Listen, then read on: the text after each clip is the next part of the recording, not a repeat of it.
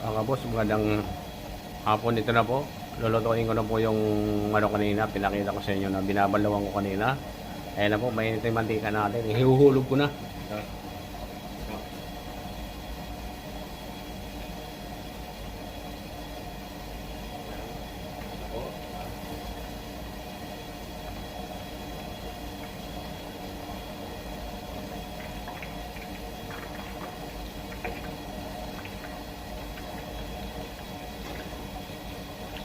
Pakaw muna mga kabos.